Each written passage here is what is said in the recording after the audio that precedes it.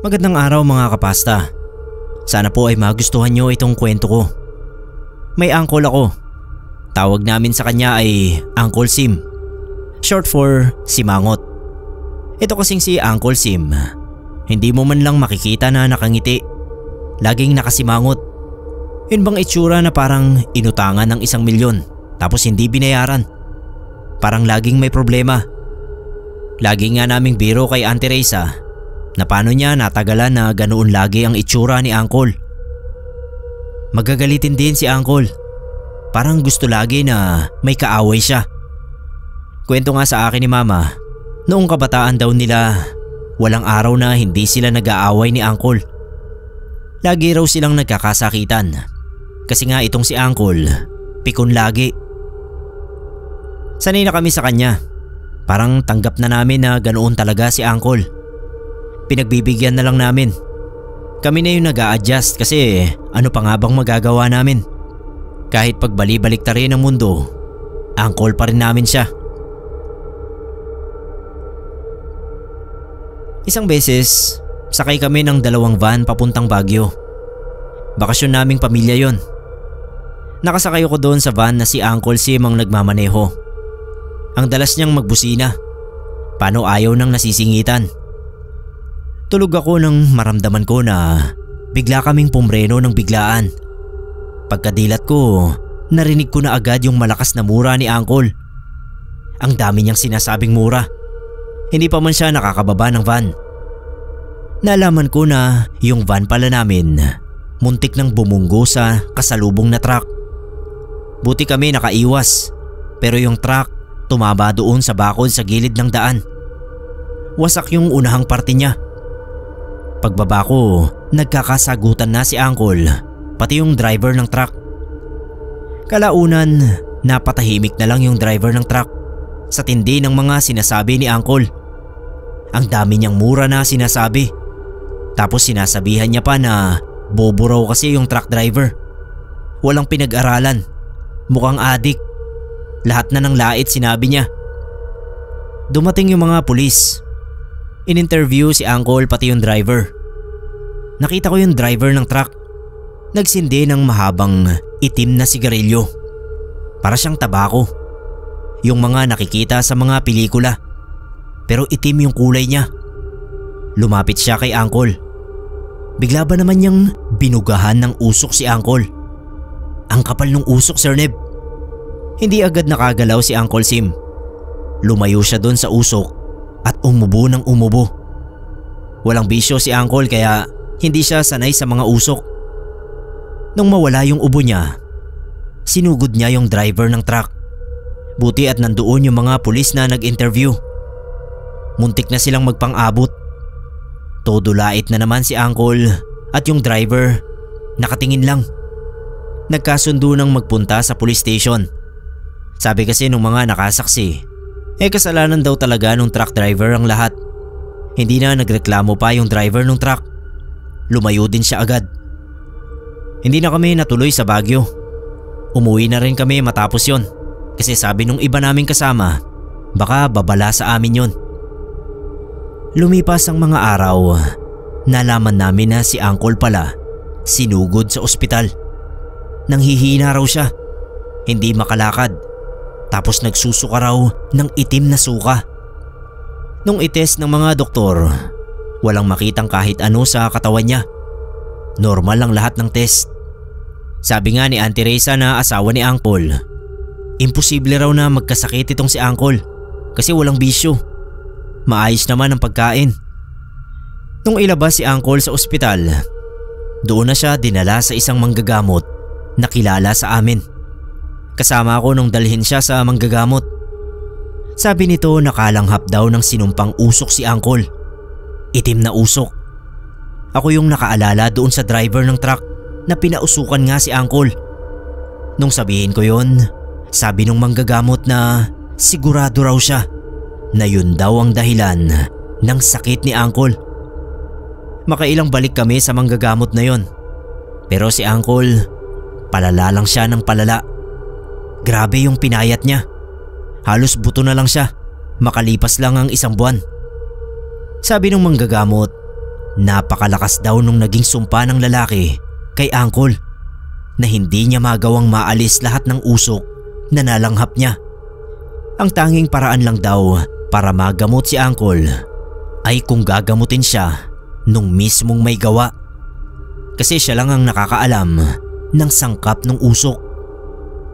Sinamahan ko pa noon si auntie na balikan yung police station at tinanong namin yung plate number ng truck na nakabangga. May binigay sila sa amin pero hindi namin nahanap kung taga saan yung driver. 3 months lang matapos makalanghap ng usok si Uncle galing doon sa driver. Namatay siya, Sir Neb. Kahit yung mga doktor hindi nila matukoy ang totoong kinamatay ni Uncle. Grabe yung pagluluksa ni Auntie Reza nun. Sabi niya sana raw ay napigilan niya yung bunganga ni Uncle. Siguro raw kahit papano ay hindi na siya ginantihan ng driver ng truck.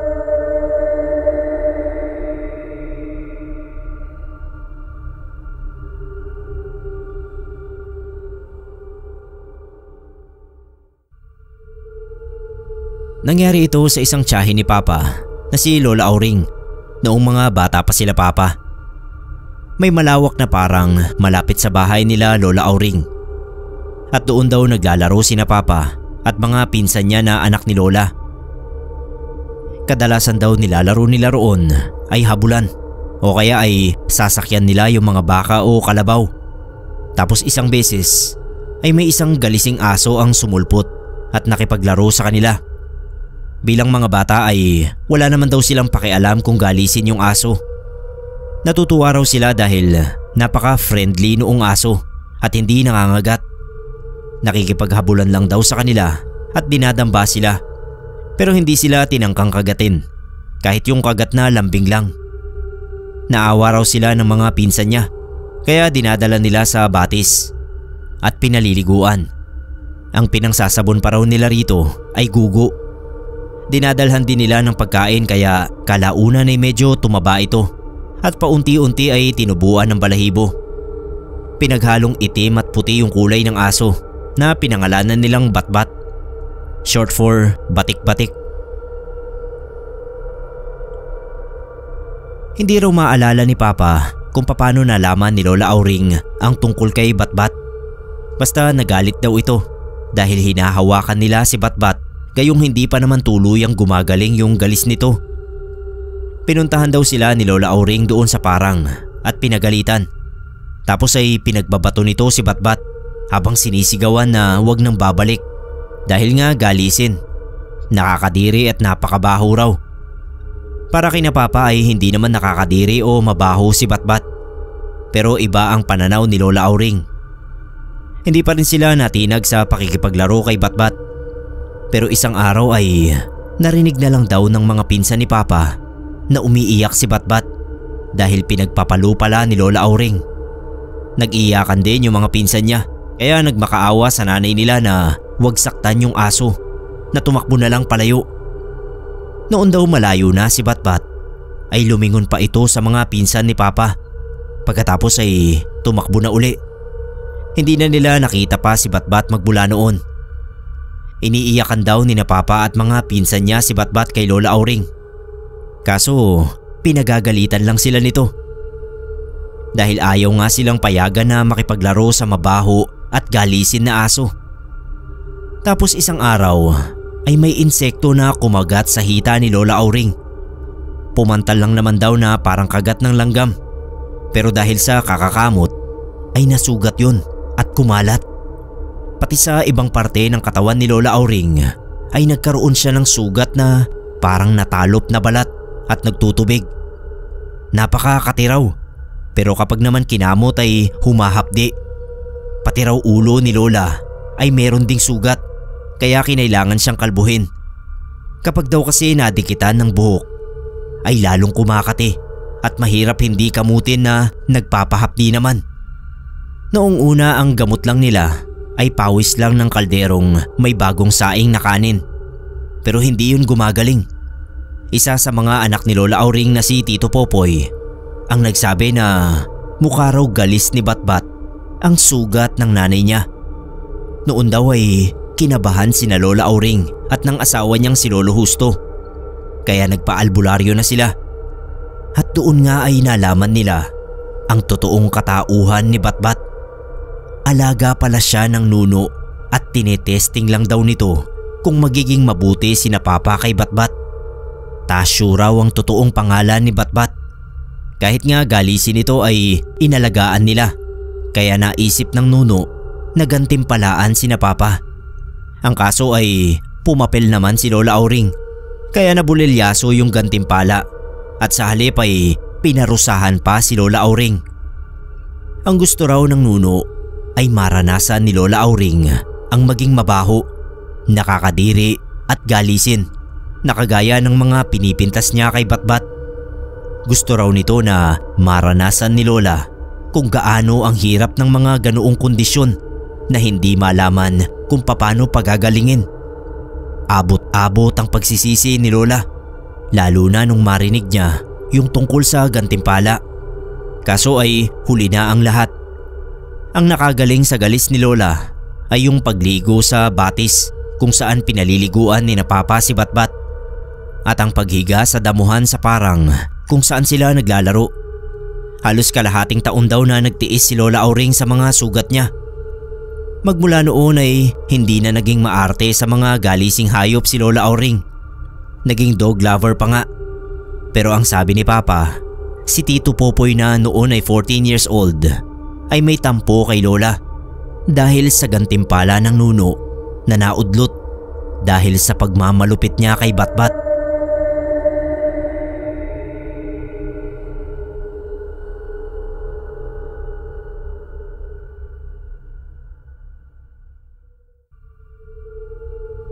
May dating katrabaho si Mama sa call center na namatayan ng anak dahil sa pagiging pintasera ng ina nito. Tawagin na lang nating Michelle yung katrabaho ni Mama. Nakita ko yung picture ni Michelle at masasabi kong talagang maganda siya. Pang-beauty queen yung ganda niya, pati height. Kaya lang ay paimbabaw lang ang ganda ni Michelle dahil napaka-pintasera nito. Kahit si Mama na masasabing ka-close nito ay hindi nakakaligtas kay Michelle. May feelings kasi ang dalawang bagang ni Mama at minsan ay nakikita yon kapag nagsasalita siya o napapatawa ng malakas. Ang sabi raw ni Michelle ay bad breath si Mama dahil doon, at ang tawag niya kay Mama ay BB, short for bad breath. Siyempre nakakahiya naman yun dahil baka isipin ng nakakarinig ay totoo kahit hindi naman. Kaya lang kahit kausapin raw ni Mama si Michelle na wag naman siyang tawagin na ganoon, eh tinatawanan lang siya nito at sinasabihang sensitive. Tumigil lang daw si Michelle nung hindi na niya ito kibuin dahil sa inis. Nagsorry naman si Michelle at nangako na hindi na siya tutuksuhin, na tinupad naman niya. Kaya lang ay bukod kay Mama ay may iba pang pinipintasan si Michelle. Ang tawag daw nito sa mga maliliit ay Yakult, lagari sa mga may sungki ang ngipin at kung ano-ano pa. Sabi pa ni Mama ay may mga pinipintasan pa si Michelle kahit hindi naman nila kakilala. Tipong nakasalubong lang nila sa kalye o nakita sa mall, pero ituturo nito kay Mama. Sabay sabi na ang baduy daw manamit, na mukha raw haggard, may pangit na bahagi ng katawan at ultimo mga PWD ay hindi nito pinaliligtas. Nako Sir Neb, kung iisa-isahin ko yung mga nabanggit ni Mama na bansag ni Michelle sa mga tao, eh baka hindi na ako matapos. Pinagsasabihan naman daw ni na Mama si Michelle, pero ang lagi nitong dahilan ay biro lang naman daw. Kilala naman daw nila ito, kaya wag nang seryosohin ang mga biro niya. Eh kaso yun ngang mga hindi naman nila kakilala at nakakasalubong lang, eh binibiro lang din ba nito? Hanggang sa nag-endo na lang sila Mama at lumipat ng ibang kumpanya. Pero si Michelle daw ay hindi pa rin nagbago. Nabalitaan na lang ni Mama sa iba niyang dating katrabaho na buntis si Michelle. Excited na excited pa raw itong lumabas ang baby niya dahil baby girl ang pinagbubuntis. Para daw may maaayusan ito at matuturuan ng kakikayan. Siyempre natuwa rin si Mama para kay Michelle at minessage pa ito para i-congratulate. Sinabihan pa raw ni mama na wag nang manlalait dahil buntis siya. Naghahalang daw si Michelle at ang sabi ay hindi na nito mabilang kung pang ilan si mama sa nagbabala ng ganoon. Naghahana lang din si mama sa PM niya. Isang buwan pagkatapos ay nabalitaan ni mama na nanganak na si Michelle. Premature ang baby dahil 7 months pa lang ng mga anak ito. Ang sabi nung nagbalita kay mama nakakaawa raw si Michelle at yung bata. Nagkaroon ng komplikasyon ng mga ito at kinailangang masesaryan yung baby. Kulang daw yung mga daliri sa 2 kamay, pero sobra naman ng mga daliri sa 2 paa. Maiigsi rin daw yung mga binte noong baby at walang mga tuhod. Parang hita lang talaga. Tapos paa na. Hindi rin na-develop yung mga mata niya. Hindi na lang daw sinasabi ng mga katrabaho ni Michelle sa kanya, pero lahat sila ay iisa ang palagay kung bakit napakaraming kapansanan ng baby niya. Walang iba kundi dahil sa pagiging pintasera niya. Si Michelle daw ay wala nang ginawa kundi umiyak ng umiyak. Nasa incubator ang baby niya at kapag daw umiiyak ay walang boses. Pipi rin yata. Nung i-PM ni mama si Michelle para kamustahin, puro pagsisisi ang reply nito sa kanya dahil ang anak daw nito ang nagbabayad ng pagiging laitera niya. Sinisisi raw ni Michelle ang kanyang sarili sa mga nangyari sa baby niya. Kahit pala hindi isa boses ng ibang tao ang palagay nila sa dahilan ng nangyari sa baby niya, ay si Michelle mismo ay aminado roon. Noon daw nito naalala ang bawat panlalait nito sa mga tao na sa palagay niya ay nakuha lahat ng kanyang anak. Nabuhay naman yung anak ni Michelle. Nag-work from home siya para maalagaan din niya yung baby niya. Kaso noong 4 na taon na yung bata ay bumigay rin ang katawan nito dahil likas na mahina. Mula nang mamatay yung bata ay nag-social media break si Michelle at hindi pa rin bumabalik hanggang ngayon. Sabi ni mama, ang huling balita raw ng mga kakilala nila ay umuwi sa probinsya si Michelle. Hiling na lang daw nila na makarecover siya at magsilbing aral ang sinapit ng anak niya para maging maingat siya sa pagpuna sa ibang tao.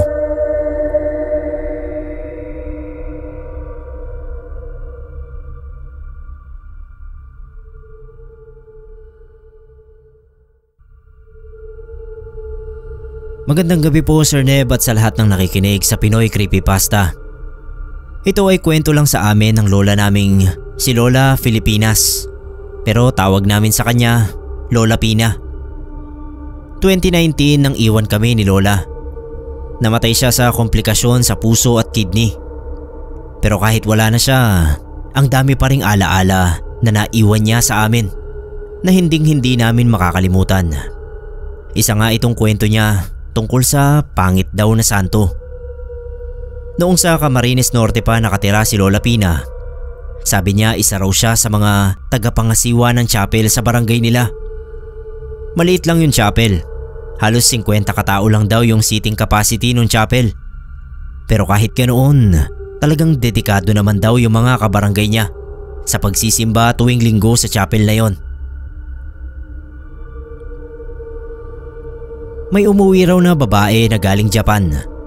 Doon nagtrabaho ng 4 na taon. Tapos umuwi lang kasi nakapag-ipon na rin naman at saka may negosyo dito sa Pilipinas. Isa sa mga una raw na ginawa ng babae ay yung pag-donate ng isang santo doon sa chapel. Unang kita raw ni Lola doon sa santo na dinonate ng babae. Hindi niya na raw alam ang magiging reaksyon niya. Kasi yung santo, Sir Neb, hindi niya raw alam kung kanino hinango yung itsura. Lalaki yun. Pareho yung kasuotan doon sa santong si San Jose. Pero yung itsura, hindi mo raw talaga mapapagkamalan na santo. Dinisplay nila ito sa gilid. Yung mga bata raw na nakakakita doon sa santo, dalawa lang ang magiging reaksyon. Matatakot o matatawa.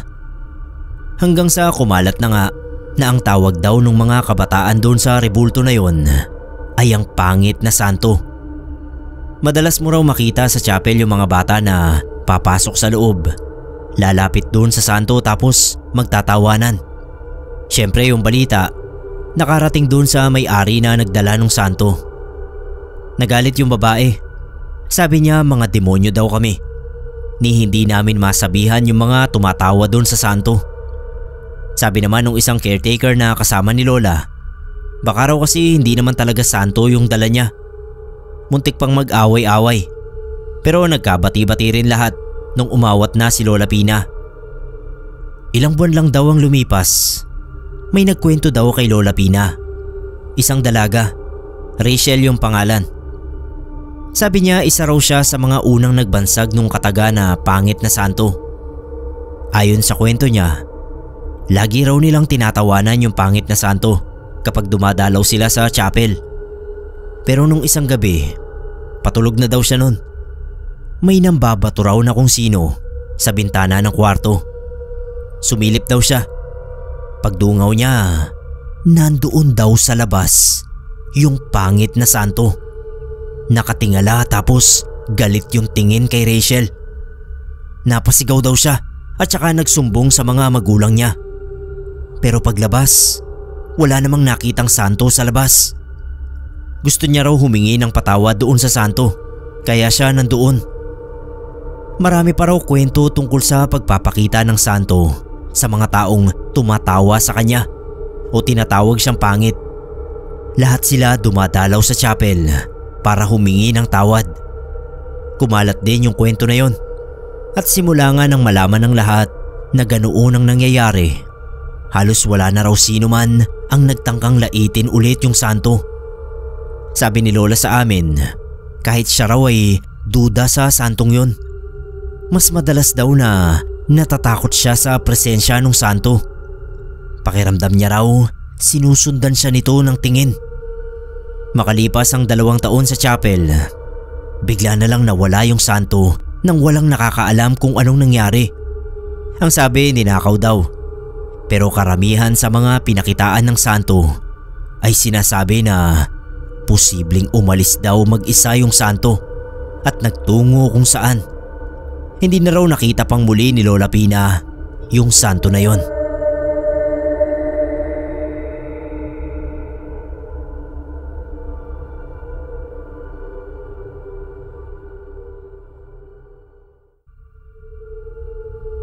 Sa pagkakatanda ko, nangyari ito kasagsagan ng pandemic. Sir Neb, ako pala si Jobert. Share ko lang yung sinasabing nangyari sa kapitbahay naming si Tessa at kung paano siya binulabog ng aswang na di umano ay nanliligaw sa half-sister niyang si Lovely. Konting backstory lang po sa relasyon nila Tessa at Lovely. Number 2 ang nanay nila Lovely habang nagsasama pa ang parents ni na Tessa. Hindi maganda ang pagsasama nila dahil nagkaroon ng taksilan, kaya hindi na rin masisi si na Tessa kung galit sila kina Lovely. Pero ibang kwento na yon. Ang bottom line, may sama ng loob si na Tessa kina Lovely. Sa mga naririnig ko ay putok sa buho, mga anak sa pagkakasala at bastardo o bastarda ang bansag nila Tessa kina Lovely. Palibhasa ay hindi maikasal ang magulang ng mga ito.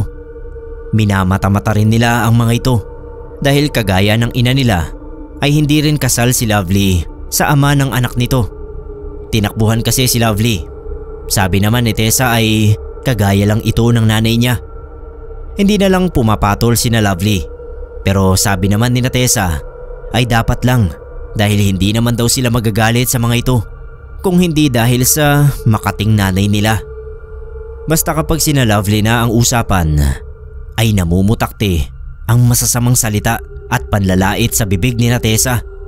Ultimo mga pamangkin nila sa mga ito ay hindi pinaliligtas. Noong dumating nga ang pandemic at pinatupad yung community quarantine, ay may kakaibang nangyari kina Lovely. Parati siyang nakakaamoy ng malansa tuwing gabi at napadalas yung pag-LBM niya. Yung mga alaga niyang aso ay tahulan din ng tahulan.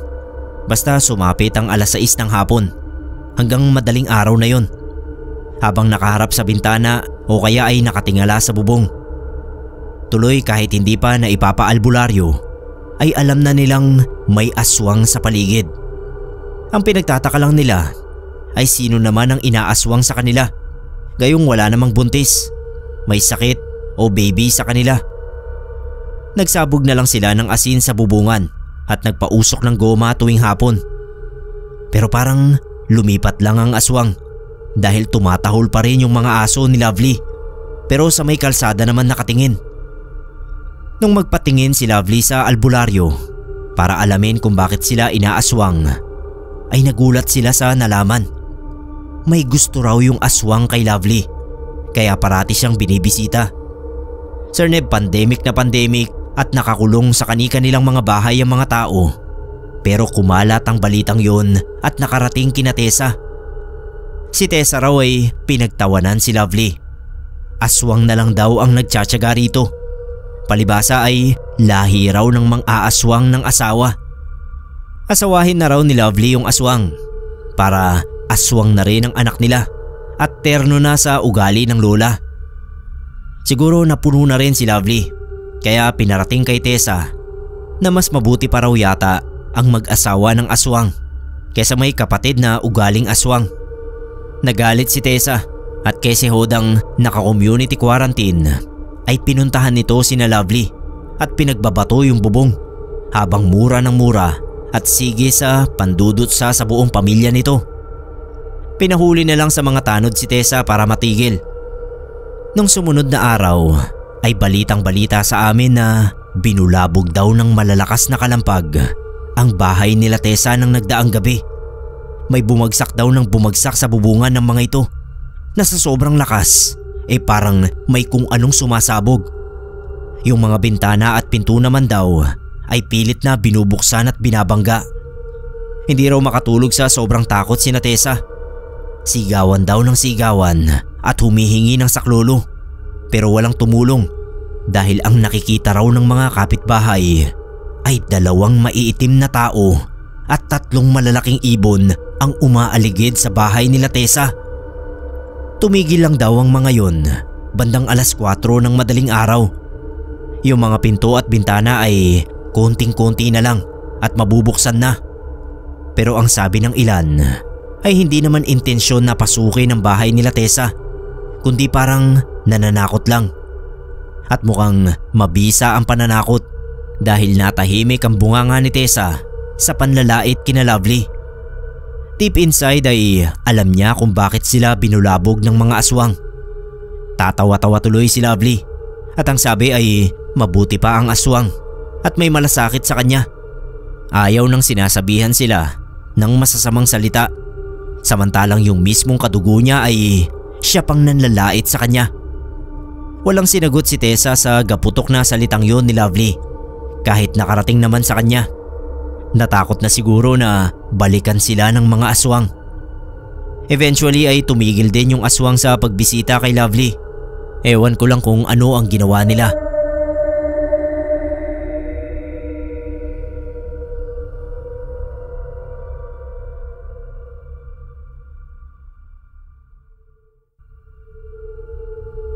Good morning sa lahat ng listeners ng Pinoy Creepypasta.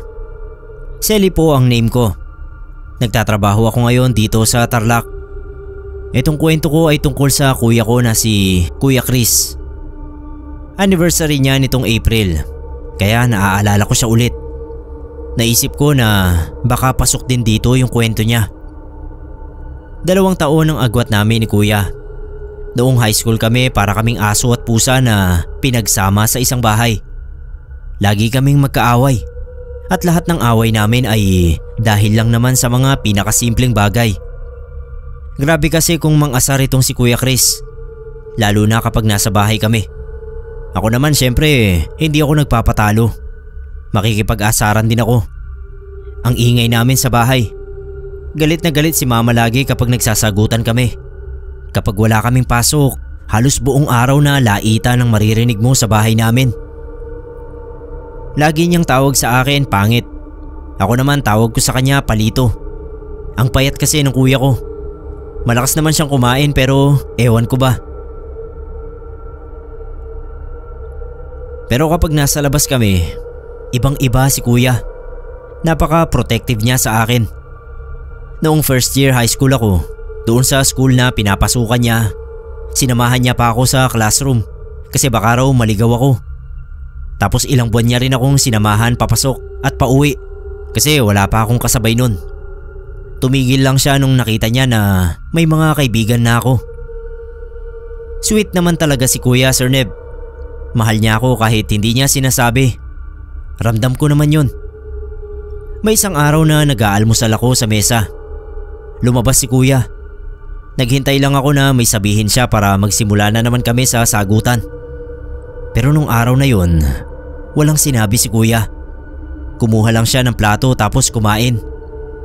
Doon pa lang na-weirdohan na ako sa inaakto ni kuya. Dati palabas pa lang siya ng pinto, maririnig ko na agad yung panlalait niya tungkol sa lakas daw ng hilik ko o yung bad breath ko sa umaga. Nung kumuha siya ng tubig habang kumakain, kinuhaan niya rin ako. Tinignan ko nga siya ng masama. Tinanong ko siya kung may sakit siya. Pero sabi niya, good mood lang daw siya nung umagang yon. Siya rin yung naghugas ng pinagkainan namin. Kinalabit ako ni mama. Tinanong kung okay lang daw ba si kuya. Sabi ko hindi ko alam. Habang nagbibihis kami ng uniform, ang daming kinukwento ni kuya na kapag gumraduate daw siya sa pagiging seaman, gusto niyang makarating sa maraming bahagi ng mundo. Tapos isasama niya raw kaming lahat. First year college na noon si kuya. Magkaiba na yung pinapasukan naming school. Bago umalis, hinalikan niya si mama sa noo. Pati ako rin. Niyakap niya. Tapos sabi niya, mag-iingat daw ako lagi at alagaan ko ang sarili ko. Pagpasok ko sa school, hindi ko maalis sa isip ko si kuya. Nung recess, bigla akong napalingon sa kung saan kasi may narinig akong tumatawag sa akin. Pangit, sabi ng boses. Kabusis ni kuya yung tumawag. Ilang beses niya pa yung naulit. Sa last na subject namin, ang sama na ng pakiramdam ko. Ewan ko ba, ang bigat ng dibdib ko. Umuwi agad ako. Pagdating sa bahay, si mama ang sumalubong sa akin.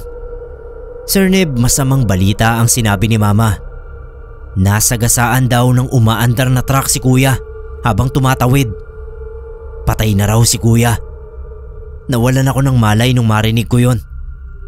Matapos mailibing si kuya, parang dun ko lang naisip na kaya rin siguro ganoon ang naging asta ni kuya bago umalis nung araw na yon. Kasi baka may pakiramdam na siya na yun na ang huling araw na magkakasama kami.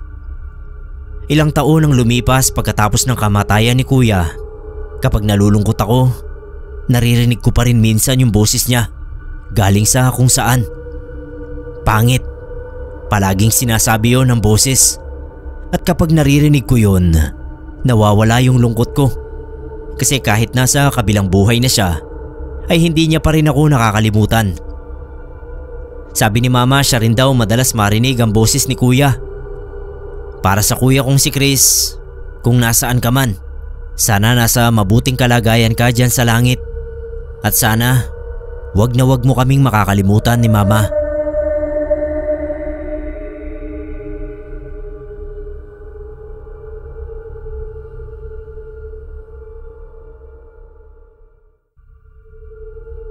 Totoong pangyayari ito sa mga kaklase ko noong elementary. As in mula grade 1 hanggang grade 6. So meron akong dalawang kaklaseng babae na itago na lang natin sa mga pangalang Jana at Priscilla. Si Jana yung kaklase ko na medyo maluwag-luwag sa buhay. At kahit public school ang pinapasukan namin, parating nakasapatos kahit pwede namang magtsinelas. Laging bago yung bag niya, every month yata yun. Nagdadala rin siya ng mga laruan sa school na hindi naman niya pinapahiram sa amin. Pinagmamayabang niya lang. Kilala siya ng lahat mula kinder hanggang grade 6 noong grade 1 pa lang kami. Pinakasikat na estudyante talaga sa school dahil nga yayamanin ang datingan. Sa kabilang banda ay si Priscilla naman ang kabaliktaran ni Jana. Talagang kahit public school na lang kami na libre ang tuition at may pa-feeding program paminsan, ay hindi siya nakakapasok.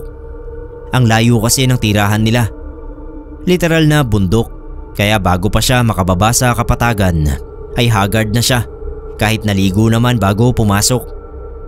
Madalas din siyang walang baon kaya para makaraos lang sa gutom ay umaakyat sa mga puno ng bayabas. Yung kalagayan na yon ni Priscilla, imbis na makaani ng awa mula kay Jana na sobra-sobra ang baon sa school, ay pandidiri at panlalait pa ang napapala. Hindi naman inaano ni Priscilla si Jana. Hindi siya nilalapitan at lalong hindi hinihingan ng pagkain. Pero ewan ko ba kung bakit urat na urat siya kay Priscilla. Mula grade 1 hanggang grade 6 yun ha. Ayaw na ayaw niyang makakatabi yun. Kapag ginamit na ni Priscilla yung upuan o desk sa classroom, ayaw nang gamitin ni Jana yun. OA na nga. Wala na siyang dahilan para mainis kay Priscilla. Tapos isang beses, narinig ko mismo sa bibig ni Jana na kaya siya naiinis kay Priscilla ay dahil mabaho raw. Amoy sugat at amoy anit. Hindi raw naliligo kaya mabaho. Pinaliwanag naman sa kanya ng kausap niya na dahil nga sa mahabang paglalakad mula sa bundok kaya may amoy si Priscilla. Pero si Jana wala pa ring pake. Basta ayaw raw niyang katabi si Bantot. Yun ang tawag niya kay Priscilla. Pagkatapos ng elementary graduation ay nabalitaan namin na sa Maynila na mag-aaral si Jana. Umalis na sa probinsya ang pamilya nila. Samantalang kami naman kabilang si Priscilla ay sa public high school nagpatuloy ng pag-aaral. After high school ay nagtrabaho na si Priscilla kung saan-saan hanggang sa makarating siya sa Japan dahil siya yung napiling ipadala roon ng pabrika ng motor parts na napagtrabahuhan niya. Doon na nagsimulang magbago ang buhay nila. Nagbago rin ang takbo ng buhay nila Jana. Pero kung si Priscilla ay umasenso, sina Jana naman ay bumagsak ang kabuhayan. Nagmula ang lahat sa pambabarang sa tatay niya na pinagmanahan pala ng pagiging laitera at matapobre ni Jana. Hindi na nila nalaman kung sino ang bumarang sa tatay ni Jana. Basta ayon sa albularyo ay na-offend sa masasakit na salita ng tatay niya ang nagpabarang dito. Napahiya raw kasi sa harap ng maraming tao. Sa araw-araw pala ay talagang mahilig mamahiya yung tatay niya, lalo na ng mga empleyado sa construction business nito. Kaya ayun, hindi na natukoy kung sino. May mga lumabas daw na uod sa ilong ng tatay ni Jana. Kapag bumabahing ito ay uod at kapirasong laman ang tumatalsik mula sa ilong. Pinagamot pa naman yung tatay niya, kaya lang ay ito mismo ang bumigay. Natagpuan na lang na nakabigti sa banyo. At nung mamatay ang tatay niya ay tsaka lang nila nalaman na baon pala sila sa utang. Yung nanay ni Jana walang alam sa negosyo kaya binenta yung mga ari-arian nila. Yung kuya niya na inaasahan na makakatulong sana sa kanila ay naglayas matapos maibenta ang pinakamamahaling sasakyan nila at binitbit yung pera. Nalugmok ng husto si Jana at natigil siya sa pag-aaral ng kolehiyo. Hirap na hirap siyang humanap ng trabaho dahil sa pagiging ma-attitude. Nung bumalik sila sa bayan namin para ibenta yung bahay nila ay ibang-iba na yung itsura ni Jana. Para siyang mas matanda kaysa sa mga edad namin at natuyo yung balat niya dahil siguro wala nang pampaganda. Pero kahit ganoon ay taas noo pa rin siya at hindi kami binabati. Lalo na si Priscilla na ang nabiling lote ay malapit sa kanilang bahay. Bali-balita noon na may nayamot kina Jana dahil sila na nga yung nangangailangan ay sila pa raw yung matapobre. Noong umalis sila sa bayan namin ay may mga pantal sa katawan si Jana. Di umano ay may kumukulam o nambabarang sa kanya dahil hindi rin nagustuhan ang tabas ng dila niya. Wala na kaming balita kay Jana mula noon. Pero sana naman matuto na siyang umapak sa lupa.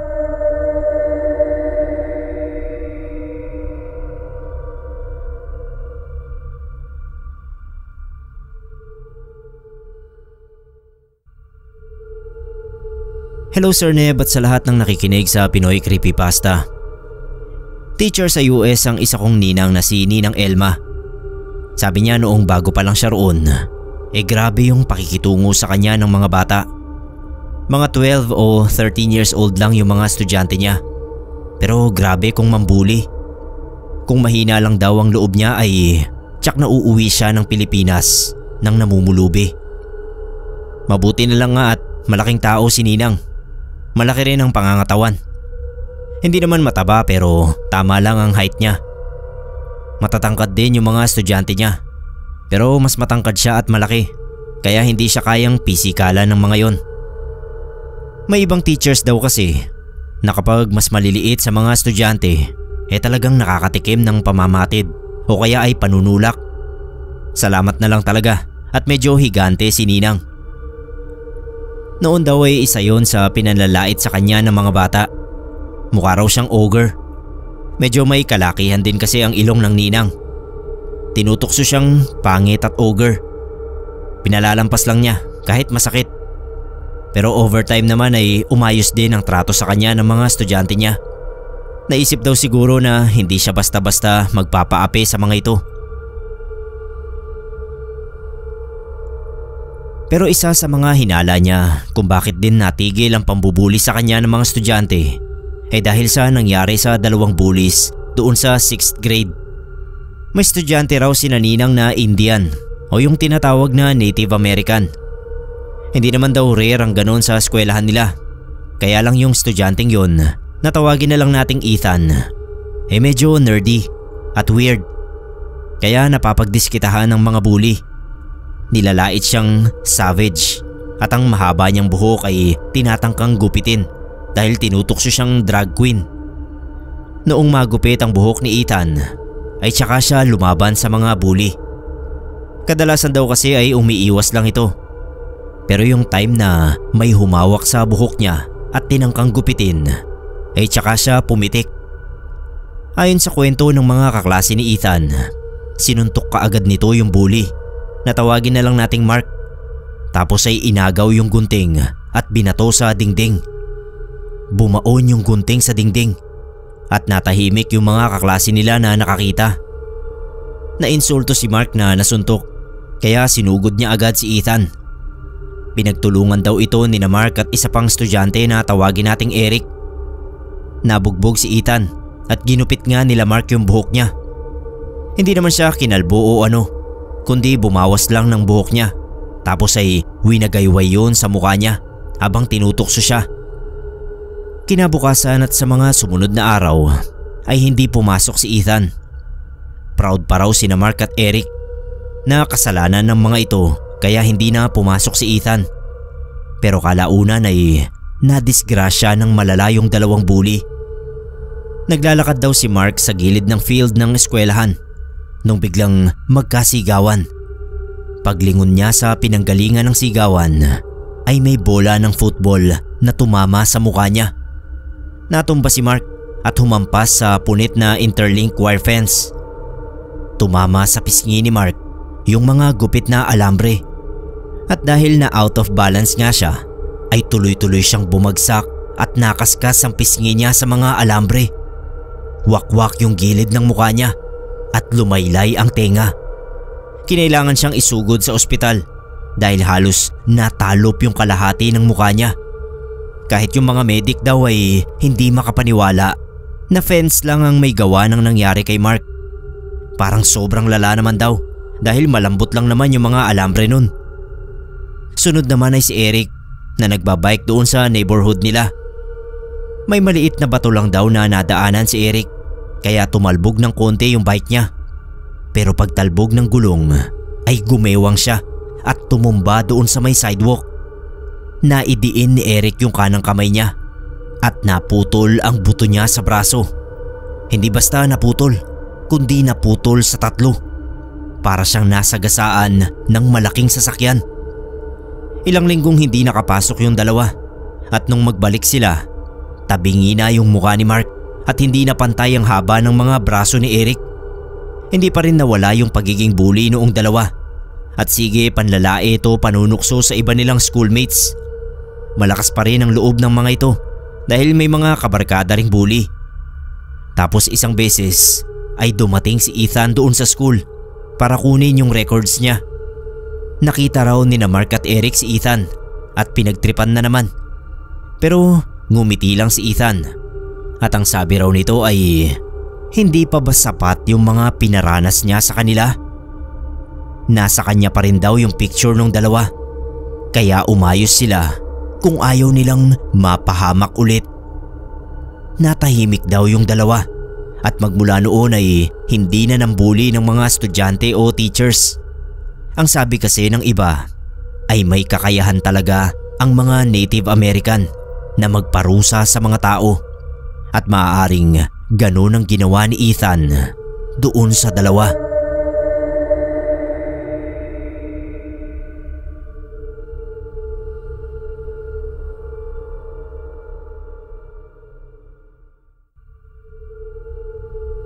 Itago niyo po ako sa pangalang Mano. Hindi ko na rin babanggitin ang eksaktong bayan kung saan ito nangyari. Mas okay na siguro na hindi niyo ako kilala at hindi niyo alam kung saan ako galing. True story po itong kwento na isishare ko. Grabe, halos 2 dekada na rin nung mangyari ito. Grade 6 ako nun. Sobrang taba kong bata. Sabi ng mga tita ko, ako raw yung pinaka-cute sa magpipinsan noon kasi chubby raw ako. Mataas din ako. Kaya sa klase namin ako yung number 1 na bully. Lahat sila alam ko takot sa akin. Parang gustong gusto ko noon ang ganoong pakiramdam. Kaya grabe yung pambubuli na ginagawa ko. Kahit yung mga babae kong kaklase, umiiwas sa akin. May transfer noon sa section namin. Lance ang pangalan. Ang liit niya, Sir Neb. Sobrang payat na yung bag na dala niya sa school halos mas malaki pa sa katawan niya. Baguhan kaya siya agad yung pinagtuunan ko ng pansin. Siniguro ko talaga na parang magiging impyerno ang buhay niya sa school. Hindi ako proud sa mga nagawa ko noon. Obviously, bata pa ako noon. Hindi rin naman excuse yun para mawalan ako ng kasalanan sa mga nagawa ko. Kapag naaalala ko kung paano ko binuli noon si Lance, nagagalit talaga ako sa sarili ko. Lagi ko siyang binabatukan, pinipitik sa noo, pinapatid kapag naglalakad. May isang beses nga na hinubaran ko siya sa may oval habang nagpa-flag ceremony kami. Lahat ng section na nandoon ay sabay-sabay na nagsitawanan nung makita nila yung puting brief ni Lance. Lagi kong ninanakaw yung baseball cap niya. Sabi ko sabihin niya sa mama niya na nawala niya sa school. Tapos sunod na araw, bago na naman yung cap niya. Kapag wala kaming teacher sa classroom, tumatabi ako kay Lance. Tapos tsaka ko siya bibiru-biruin tungkol sa itsura niya. Madalas na pang-asar ko sa kanya noon ay yung itsura niya na parang tuko. Gagawa ako ng mga joke tungkol sa kapayatan niya. Tapos tatawa naman yung iba naming kaklase. Kasi kahit sila, pinubuli rin si Lance. Ako lang talaga yung pinakamalala. January, kababalik lang namin sa klase nun. Tandang-tanda ko yun kasi malapit na akong mag-birthday nun. Ilang araw nang hindi pumapasok si Lance. Hanggang sabihin sa amin ng teacher namin na nadisgrasya raw sa motor itong si Lance. Bumangga sa kasalubong na bus yung motor. Namatay yung driver at 2 pasahero. Kasama na si Lance. May lamay daw sa bahay nila pero hindi ako umattend ng burol. Ewan ko ba, nung mga panahon na yon, pakiramdam ko may kasalanan ako kung bakit namatay si Lance. Parang bigla akong nakonsensya sa lahat ng nagawa ko. Sa lahat ng sinabi kong masasakit na bagay sa kanya. Nung hapon na, uwian na nun. Isa ako sa mga sweepers ng classroom. Nagtatapon ako ng basura sa dulo ng building namin nung makarinig ako ng sumisitsit na kung sino galing sa mga puno. Paglingon ko, parang nahulog yung puso ko sa pagkabigla. Sir Neb, nakatayo doon sa gitna ng mga puno, si Lance. Tinatawag niya ako. "Taba!" sabi niya. Paulit-ulit niya itong sinasabi. Tapos naglalakad din siya palapit. Nakita ko na hindi normal yung itsura niya. Yung damit niya na pambahay, gutay-gutay. Duguan siya sa ulo at buong katawan.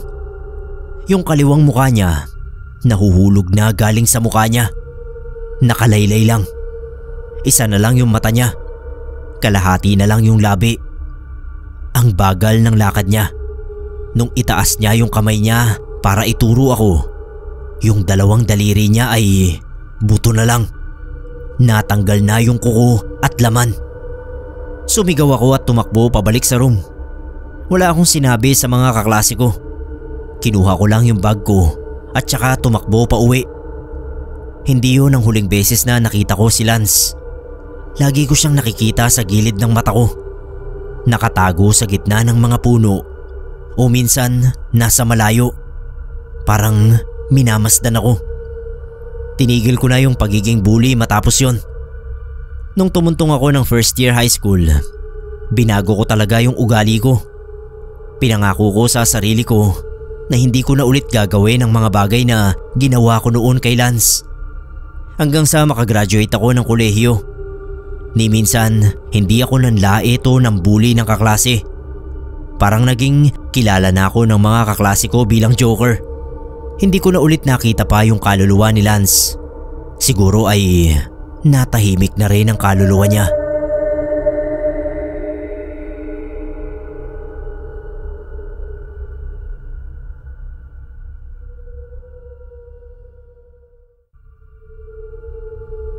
Kwento ito ni Ate Loretta, ang resident marites ng kalye namin noong late 90s. Alam kong pamilyar na kayo sa mga kwentong kinarma o kinulam ang isang tao dahil sa kasamaan ng ugali o katabilan ng bibig nito. Pero ito si Ate Loretta, medyo hardcore at iba ang kwento niya, though may pagkakapareho sa mga karaniwang kwento nga na karma o kulam. Kagaya nga ng sinasabi ko, marites si Ate Loretta. Para siyang may CCTV sa bawat bahay dahil halos lahat ng sikreto ay nalalaman niya. Kaya lang syempre bilang marites nga, edi may dagdag na ang mga kwento niya. May dagdag o may bawas. Ang dami na niyang nakakaaway sa lugar namin. Pero natural na yata sa mga Pilipino ang magkapatawaran nang walang hingian ng patawad. Basta mag-uusap na lang uli na parang walang nangyari. Ganoon ang kadalasang nangyayari sa mga nakakaaway ni Ate Loretta. Tapos minsan ay nakagat niya ang loob ng kanyang bibig habang kinukwento yung asawa ng isa naming kapitbahay na sira ang ngipin. Pinagtatawanan at pinipintasan ni Ate Loretta kasi nakakadiri daw halikan dahil nga sira-sira yung ngipin. Tawanan din daw yung mga kausap ni Ate Loretta dahil sa kakalait daw niya sa ngipin ng iba ay nakagat niya yung sarili niyang bibig. Naging singaw yung sugat na gawa noon. Pero hindi natinag sa pagchichismis at panlalait si Ate Loretta na parabang napaka-perfect niya. Yun pang taong nilalait niya ang ngipin ang nagsuggest sa kanya na lagyat niya ng tawas ang kanyang singaw. Pero imbis na sundin ay sinabihan pa raw ni Ate Loretta na baka mabulok din ang kanyang ngipin kagaya ng taong yun. Napasimangot na lang daw yung tao habang pinagtatawanan ni Ate Loretta. Lumala yung singaw niya at dumami pa. Kumalat hanggang lalamunan at nahirapan na siyang lumunok. Hindi makakain si Ate Loretta o makanguyaman lang. Puro sabaw ang kinakain niya at nagagastusan na siya ng malaki sa doktor. Pero hindi naman siya gumagaling.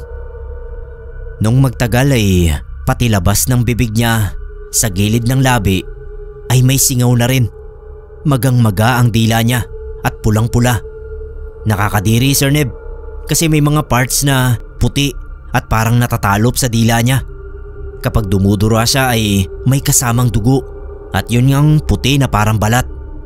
Ang baho na rin ang bibig niya dahil sa dugo at sugat na ewan ba kung nagnanana o ano.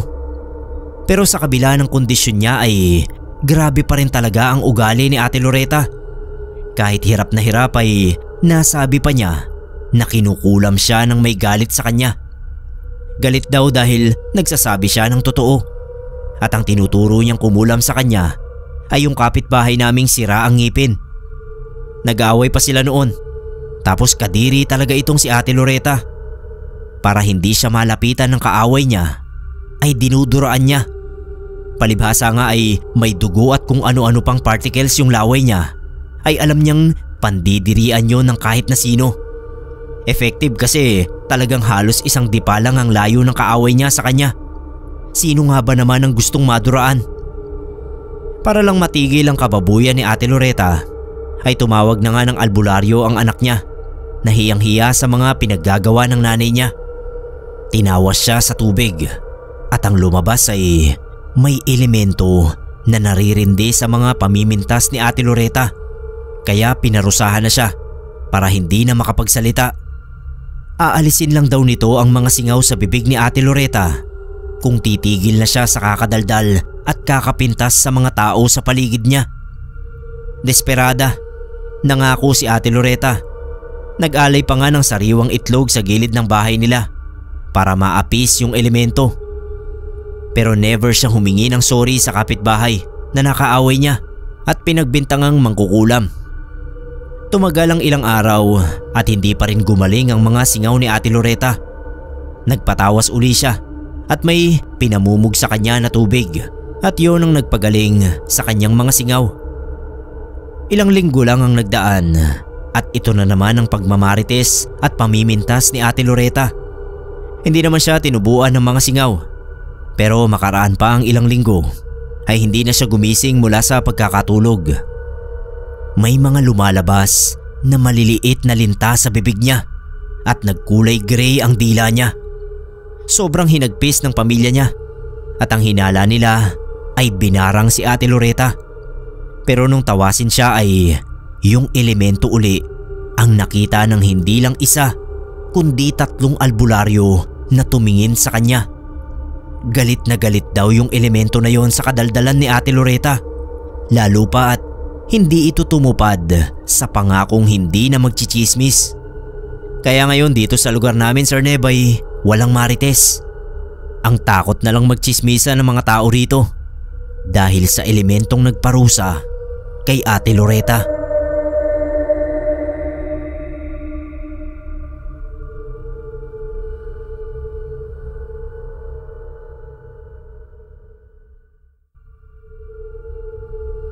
Hindi ko po kwento itong maririnig nyo, Sir Neb.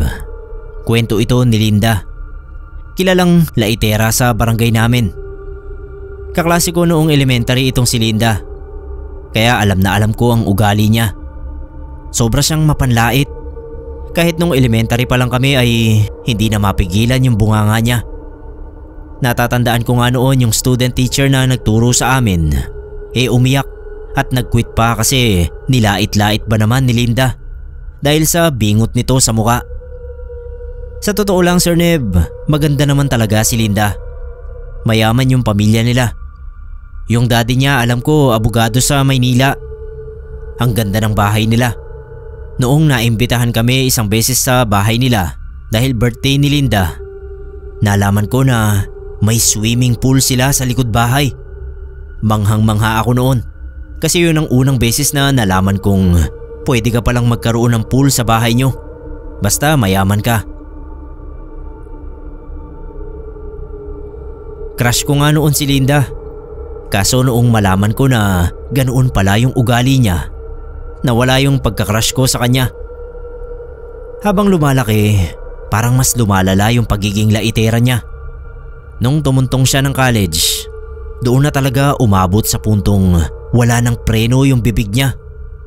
Madalas namin siyang makita na naglalakad sa barangay kasama yung mga kaibigan niyang babae na sunod-sunuran sa kanya. Kapag dumaraan sila, kahit yung mga pinakasigang tambay sa amin, pumapasok sa bahay kasi takot na malait ni Linda. Walang makagalaw kay Linda kasi may pinsan siyang pulis. Tapos yung tito niya, vice mayor ng bayan namin. Itong part na ito ay naikwento lang sa akin ng kapatid ko na siya mismong nakasaksi sa nangyari. Nasa tindahan daw noon sila Linda kasama yung mga kaibigan niyang babae. Nagkukwentuhan habang umiinom ng soft drinks. Summer yon kaya sobrang init. May dumaan daw na matandang babae na parang pulubi. May tinutulak na kariton na naglalaman ng basura at kung ano-ano pa. Syempre hindi yun pinalampas ni Linda. Kahit mainit, nilapitan talaga nila yung matanda. Tsaka nilait-lait kasi nagmumukha raw cheap yung barangay namin dahil dun sa pulubi. Isa sa mga paulit-ulit na pinapansin ni Linda ay yung sugat-sugat sa mukha ng pulubi. Umalis na raw ito dahil baka mahawa pa sila ng sakit nito sa balat. Yung pulubi, hindi umimik. Wala lang daw itong ginagawa. Nainis ata si Linda. Kanya-kanya silang pulot ng bato at saka pinagbabato nila yung pulubi.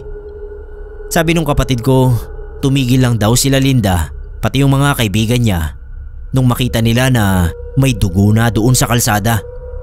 Tumutulo yung dugo sa noo ng matanda. Bago daw umalis yung pulubing matanda, may sinabi raw ito kila Linda. Hindi narinig nung kapatid ko kung ano yon. Pero sabi niya, tinawanan lang nila Linda yung matandang pulubi. Kaya umalis na lang ito. Doon na nagsimula ang kalbaryo ni Linda. Noong una mga tagyawat lang sa muka. Hindi pa masyadong pansin kasi kinakapalan lang niya yung makeup sa muka.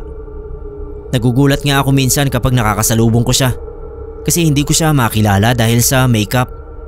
Hindi naman siya ganoon mag-makeup noon. Tsaka napansin ng mga tao sa amin na yung mukha niya nagsusugat na rin.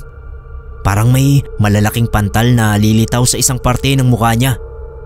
Tapos kalaunan ay mamamaga at magiging sugat.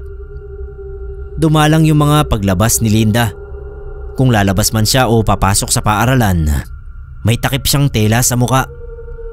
Simula noon ay hindi na siya nang lalait ng mga tao kasi madalas ay nasa bahay lang siya.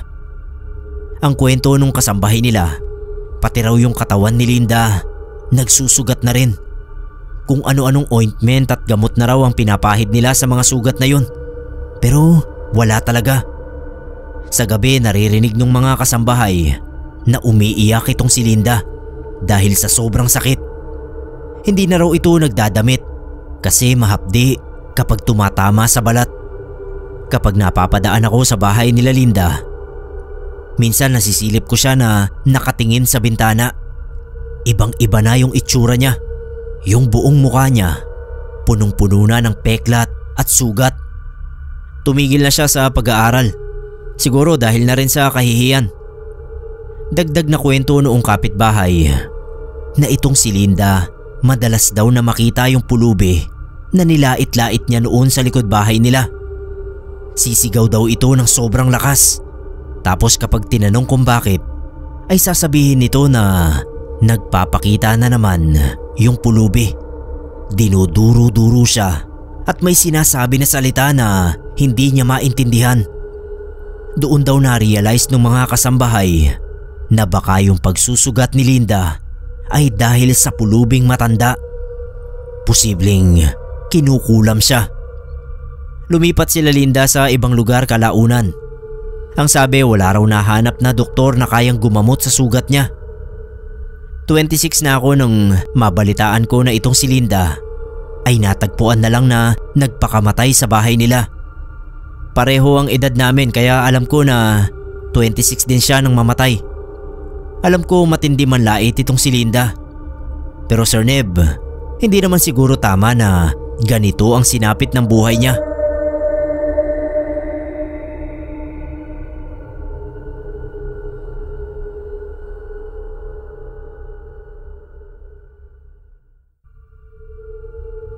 Naniniwala po ba kayo sa mga demonyo? Ako kasi Sir Neb, oo. Patunay itong karanasan ko na may mga nilalang dito sa mundo natin na ang tanging gusto lang ay ang gawing miserable ang buhay ng mga tao. Bago ang lahat, magpapakilala muna ako. Ako po si Devin. Sa Facebook ko nakita itong mga stories nyo at naisipan ko rin na magpasa ng sarili kong karanasan. Noong 2017, ang trabaho ko noon ay sa isang factory na pagawaan ng mga chichirya. Malapit lang sa amin yung factory. May ilang pinsan ako na doon din nagtatrabaho, kaya nakapasok naman ako. Naglalakad lang ako pauwi. Sayang din kasi yung pamasahe sa tricycle. Ang uwian talaga namin ay 6 PM. Pero kapag medyo sinisipag ka, pwede ka mag-overtime ng 4 na oras. Bale 10 PM ka uuwi. Lagi pa namang kailangan ng mga extra workers sa factory. Kaya lagi akong nagvo-volunteer na mag-overtime. Sabi nga nung mga pinsan ko, magpahinga naman daw ako. Biro nila baka ako na ang ma-promote na presidente ng factory. Kapag alas 10 ng gabi ako umuwi, halos wala ng tao sa daan. Konti na lang yung mga sasakyan at yung mga tindahan at kainan sarado na. Isa sa mga dadaanan kong lugar ay yung mahabang tulay na may malaking ilog sa ilalim. Madilim sa bahaging yon. Wala kasing mga poste ng ilaw. Doon ako nagyoyosi madalas habang nakikipag-text sa girlfriend ko. Isang beses nga ay doon ako ulit sa tulay dumaan. Naupo ako doon sa railings ng tulay. Sabay bumunot ng yosi sa bulsa. Makapal yung suot kong uniform pero pansin ko na nilalamig ako nung mga oras na yon. Hindi ko rin alam kung bakit. Hanggang sa may marinig akong boses. Tinatawag niya yung pangalan ko. Kinuha ko yung dala kong flashlight at hinanap ko yung boses. Wala namang tao. Naulit yung pagtawag sa akin ng boses. Hanggang sa hindi na lang pangalan ko ang sinasabi niya. Tinanong niya ako kung bakit factory worker lang ako. Kung bakit hanggang doon na lang daw ako. Bakit sa edad kong yon ay nakatira pa rin ako sa bahay ng mga magulang ko. Pakiramdam ko talaga nun nababaliw na ako kasi ang linaw ng boses niya. Parang may speaker sa tenga ko. Umalis na ako at umuwi na agad. Hindi ko na inubos yung yosi. Sumunod na gabi, ganun ulit. Naririnig ko yung mga boses. Bawat daan ko doon, naririnig ko yun. Hanggang umabot sa punto na para bang naniniwala na ako sa mga sinasabi ng boses. Nabatugan ako, talunan, walang patutunguhan sa buhay. Lahat ng lait narinig ko. Doon na nagsimula yung depression ko. Grabe, ang naging buhay ko na lang noon ay bahay at trabaho. Papasok ako, uuwi at dadaan doon sa tulay. Tapos trabaho ulit kinabukasan. Yung mga magulang ko hindi ko na kinakausap. Maraming nagtatanong kung ano raw ang nangyayari sa akin. Pero nagagalit lang ako sa kanila. Hanggang umabot nga sa punto na wala nang kumakausap sa akin. Kahit day off, pumupunta ako doon sa tulay. Ewan ko ba, gusto kong marinig yung sasabihin ng boses. Nagpakita siya sa akin isang beses. Alas 12 na yun ng gabi. Nasa tulay pa rin ako. Halos ubos ko na yung isang kaha. Tumigil na yung naririnig kong boses. Hanggang sa narinig ko yung mga yapak ng kung sino galing sa kalsada. Noong oras na yon, alam ko wala nang dumadaan na tao sa tulay. Kahit mga sasakyan. Binuksan ko yung dala kong ilaw. Sir Neb, may lalaking walang saplot. Wala siyang tsinelas. Ang laki niya. Sa tansya ko parang 8 talampakan ang taas niya. May sungay siya. Umuusok yung bibig niya kahit wala naman siyang subong yosi. Yung mata niya dilaw na dilaw. May mga sinasabi siya sa akin. Pero ang tanging natatandaan ko na lang ay yung huli. Na ang magagawa ko lamang daw ay ang tumalon sa ilog para matapos na ang lahat. Palapit siya ng palapit. Sa pagkakataon na yon, kung walang nangyari ay baka sumunod ako sa utos ng demonyo. Baka tumalon talaga ako at nalunod sa ilog na yon. Pero hindi. Narinig ko bigla ang busina ng kotse. Nasa gitna na pala ako ng kalsada. Dahan-dahan na naglalakad. Muntik na akong masagasaan. Tumigil yung kotse. Pagbalik ko ng tingin sa direksyon ng demonyo na nagsasalita, wala na siya. Naglaho sa dilim. Nagmakaawa ako sa driver ng kotse. Sabi ko dalhin niya ako sa bahay namin. Nakita niya siguro na nanginginig ako. Takot na takot. Pumayag naman siya at nakarating ako sa bahay ng ligtas. Nag-quit ako sa trabaho. Nagkulong ako sa bahay. Sabi ko sa sarili na ang tanging magagawa ko para tulungan ang sarili ko ay ang hindi na ulit pumunta pa sa tulay na yon. Gumaling naman ako sa awa ng Diyos.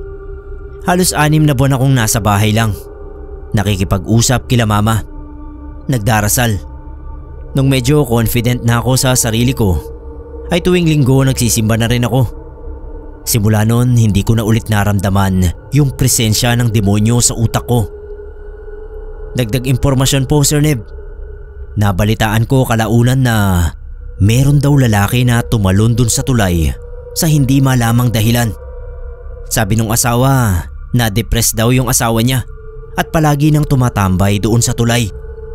Sigurado ako na ang dahilan ng pagkamatay ng lalaking yun ay yung demonyo na kumakausap sa akin dati. Nakakalungkot lang na nagawa niya pa ring mambiktima ng iba nung hindi niya ako nakuha.